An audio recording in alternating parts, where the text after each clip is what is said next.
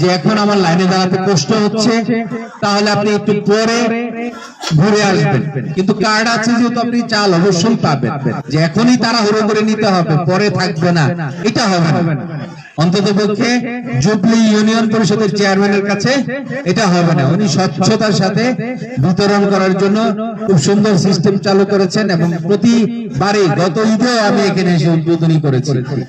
তো প্রতিবারই উনি এই উদ্বোধনীটা করেন, অনুষ্ঠান করে সকলকে জানান দিয়ে প্রচার করে যে বিজেপি এর চাল বিতরণ হচ্ছে, স্বচ্ছতার সাথে এই কাজগুলো করে থাকেন। তার জন্য চেয়ারম্যান সাহেবকে আমি আন্তরিক ধন্যবাদ জানাচ্ছি।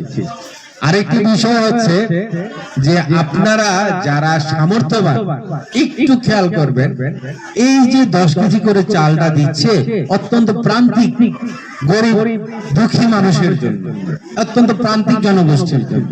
যাদের সামর্থ্য আছে আমি বলবো দয়া করে আপনারা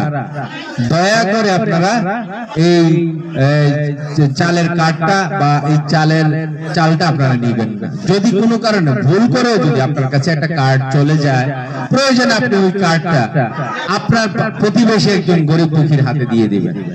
দয়া করে প্লিজ বুঝার চেষ্টা করবেন।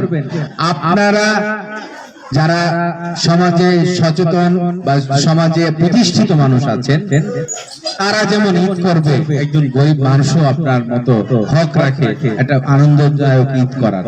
অন্তত পক্ষে এই দৃষ্টিতে, এই বিবেচনায় কখনোই আপনারা সামর্থ্য আছে, আপনার চাল কেনার সামর্থ্য আছে, আপনার কোরবানি দেওয়ার সামর্থ্য আছে, আপনার চলাফেরার কোনো অভাব নেই, আপনি দয়া করে এই চালটা নিবেন না। যদি 2-4টা ভুল হয়ে যেতে পারে, এটা কারো কোনো দোষের কিছু না, কিন্তু এরকম ভুল যদি হয়ে যায় যে কারো কাছে চলে গিয়েছে, তাহলে আপনারা এই কার্ডটা দয়া করে আপনার প্রতিবেশী গরিব মানুষকে দিয়ে দিবেন।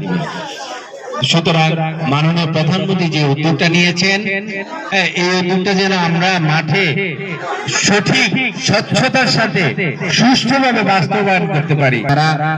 যারা এখানে লাইনে দাঁড়িয়েছেন চালের জন্য, তাদেরও সহযোগিতা চাই, এবং যারা কিনা আশপাশে আছেন, যারা লাইনে দাঁড়াননি, তারাও যেন এই বিষয়ে আমাদেরকে সহযোগিতা করেন।